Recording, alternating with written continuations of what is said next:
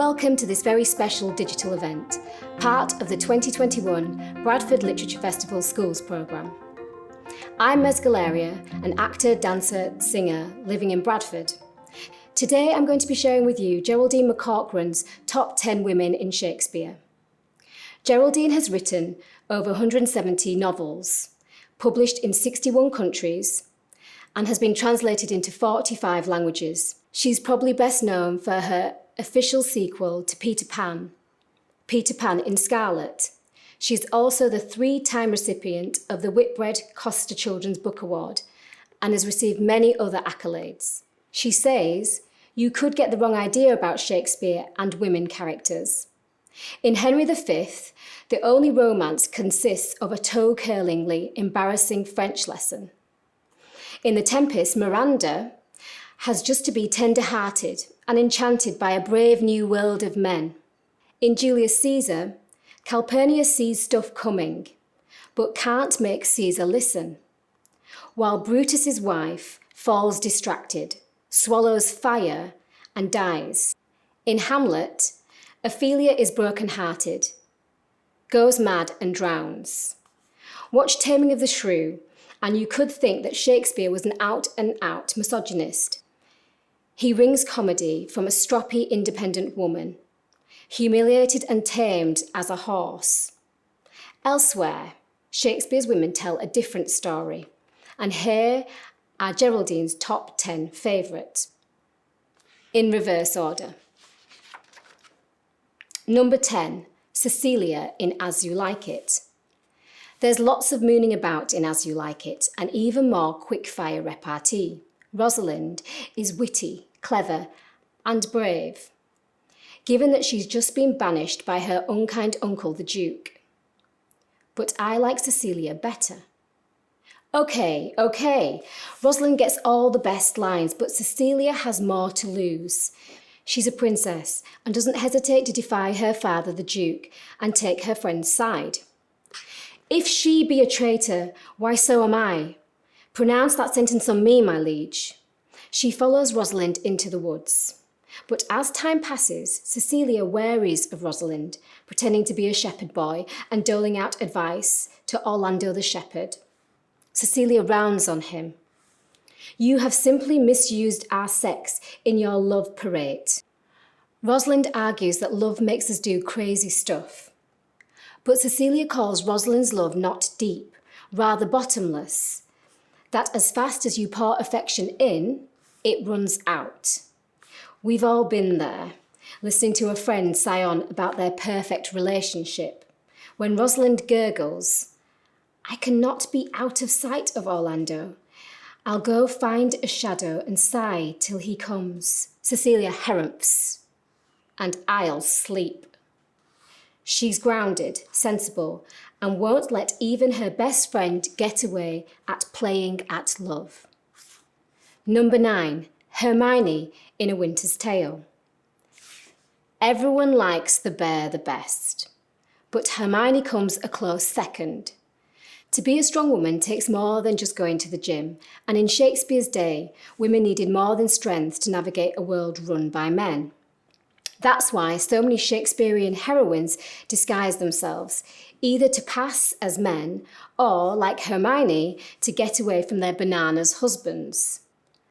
Leontes is a jealous king, wildly over-the-top jealous. After seeing an imagined spark between his queen and his best friend, Leontes imprisons his wife and wants to kill his own children. The plot is nuts, but Hermione's speech at her trial is one of Shakespeare's best. It starts, Spare me your threat. The bug which you would fright me with I seek. To me, can life be no commodity? The crown and comfort of my life, your favour I do give lost. For I do feel it is gone. Now, my liege, tell me what blessings I have here alive, that I should fear to die. 16 years on, she's not dead, but she has turned into a statue, or is pretending to be a statue. She has outlasted her husband's jealous madness and refused to bow to his fantasies. She stood her ground, and yet, still, Everyone likes the bear the best. Number 8. Desdemona and Emilia in Othello. Desdemona deserves everything she doesn't get. Loyalty, kindness, and a chance to explain herself. Thank goodness for Emilia. Desdemona is her own woman. She and Othello fell in love.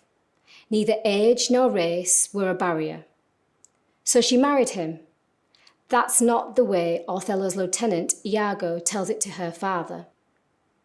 Even now, very now, an old black ram is tupping your white ewe. So Desdemona's crabby father disowns her. But Desdemona stays calm, holds her nerve, and answers rabid outrage with quiet explanation.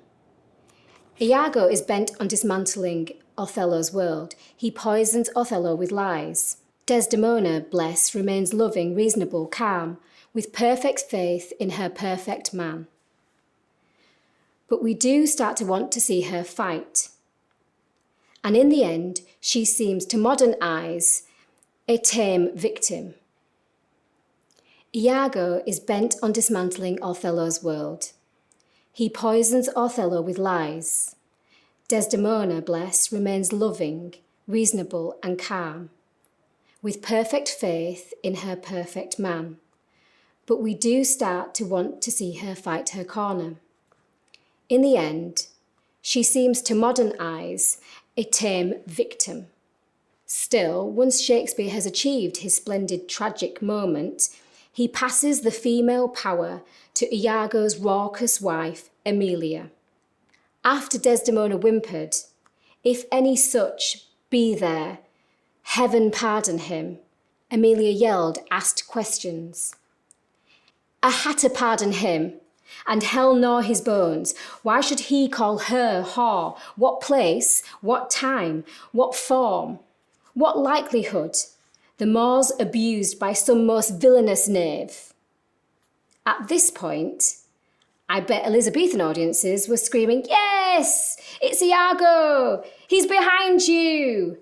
And the wives were jabbing their husbands in the ribs with, "So treat me better than Iago, all right, or I'll deck you."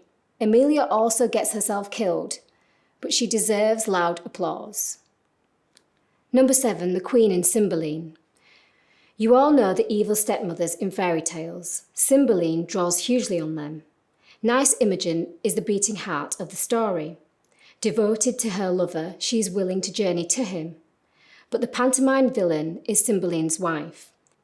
She is wriggly, eel-like, evil, and likes waging war as much as the next man, and is confident she can win. A kind of conquest Caesar made here, but he was carried from oft our coast twice beaten. It's not often that women lust for power. The queen will poison as many swooning damsels as she must to get ahead. She aims to kill Imogen and have the placing of the British crown, and she'll place that crown upon her son's head with her own hands. Shakespeare condemns power seekers, men and women alike. For him, the quest for love or honour is noble. Ambition is ugly. And yet, anti-heroes fascinate him. Actors love playing villains because they have to make them human. Nobody likes to think of themselves as a villain. So how would you think the Queen thinks of herself? There are plenty of people nowadays who are proud to say they would step on anybody's face to get to the top. Number 6, Constance in King John. King John went down in history as a rotter. Shakespeare certainly helped that idea along. John has a dodgy claim to the throne, starts a war, gets up the noses of his barons, wins the war, but dies, like a rat, from poisoning. The playwright's sympathies are plain from the moment Constance comes on stage. Her life has, till now, simply centred on her husband and her son. Now a widow with a grievance, she maintains that her son Arthur is a rightful heir to the throne. She rages, a pillar of fire, almost centre stage, issuing sparks in every direction. Her demands are fierce, her language beautiful. Then her beloved son Arthur is captured and killed. We know Shakespeare's own son died in 1596. King John was written just after this time, but some say maybe earlier. However, Constance's grief is so real that it surely comes from lived experience. Grief fills the room up of my absent child, lies in bed, walks up and down with me, puts on his pretty looks, repeats his words, remembers me of all his gracious parts, stuffs out his vacant garments with his form. Constance is a wife whose only power came from her husband, but glory be. As a widow, she burns bright and wins the sympathy of any audience. Number 5, Juliet, in Romeo and Juliet. Verona is a quarrelsome place full of fights and feuds. Its two grand families detest one another, not wise to fall in love with the enemy. But there's something delicious about forbidden fruit. Risk can just add to the thrill. So either Romeo and Juliet develop a full-on crush, or they stumble upon something very grown-up indeed. That sense of calm when two people love each other completely. Verona's mayhem falls away. They are simply two figures on a dance floor. Romeo wants to kiss, Juliet is keen. But alone again on her balcony, she's like, "Oh my God, I was really stupid," and strives not to panic. "'Tis but a name that is thy enemy, thou art thyself. Oh, be some other name, what's in a name?" Should she have played harder to get? Should I have been more strange? But while Romeo dives in eagerly, shedding previous girlfriends and friends, Juliet talks her way through the possibilities. Is Romeo trustworthy, or is he fickle? Swear not by the moon, the inconsistent moon, that monthly changes. Once decided, though, she disobeys her parents, defies the Capulet-Montague feud, because she knows what she feels is true. She won't betray Romeo. On that balcony, she made peace with the situation. She will see this thing through. Marrying Paris, the match her parents intended for her, would be dishonest, so she won't. She'll drink the sleeping draught and either die or wake up in Romeo's arms, clear-eyed to the last. She wakes up in the tomb, acknowledges his death, and follows him accordingly. Number 4, Cleopatra in Antony. Shakespeare often writes sweet, kind, virginal damsels, but every now and then he gives us a woman with a capital W. Cleopatra is pure sex. Not necessarily gorgeous, just downright extraordinary. She's a queen in a world of Caesars and war generals. Antony can't help himself. To him, she is defect perfection, who makes hungry where she most satisfies. Like Billy Joel said, she can ruin your faith with her casual lies, but she's always a woman to me. Cleo loathes being Antony's mistress and not his wife. She's haughty, demanding, flawed, but she is the lead. Apart from Rosalind, she has more lines than any other heroine. Shamelessly, she claims, "I drank him to bed, then put my tires and mantles upon him, whilst I wore his sword." Now, how many women in the 16th century were free to sleep with married men? Well, Elizabeth I comes to mind, the most powerful woman in the world, who famously had passionate affairs with various courtiers. Antony and Cleopatra was written soon after her death. Cleopatra is a politician and ruler, but in the end she is ripped apart, losing not only her throne but her soulmate, Antony. She takes charge of her destiny and lets poisonous snakes take her life before her enemies get to her. Number 3, Beatrice in Much Ado About Nothing. 10 years after Taming of the Shrew, Shakespeare dusted it down and sort of reprised it with Much Ado. But this time women come out on top. Beatrice is caustic and no nonsense. She comes over as one of the lads, but it's all banter. Her opponent, Benedict, is a perfect foil. They don't genuinely hate each other. It's just tennis, point scoring, and they are evenly matched. It is energetic and fun until it isn't, and they have gone too far. They've got history. Benedict lent her his heart and then let her down. But instead of shunning him, she stays cheerful and ready to forgive. Not a bleak soul at all. She's learnt by it. She's not the silly girl she used to be. When the prince himself asks her to marry him, she answers, "Your grace is too costly to wear every day." She's richly drawn, wit always to hand, and likeable. When she overhears her friends pretending to discuss Benedict's passion for her, she cuts the contempt and pride thing and delightedly tells him, "Others say thou dost deserve, but I do believe it." Has she lost the tennis match? I don't think so. And when it comes to defending her friend's honour against a villain that hath slandered, scoured and dishonoured my kinswoman, she blares like a trumpet in battle. Was there ever a better war cry than, "O God, that I were a man, I would eat his heart in the marketplace"? Number 2, Lady Macbeth in Macbeth.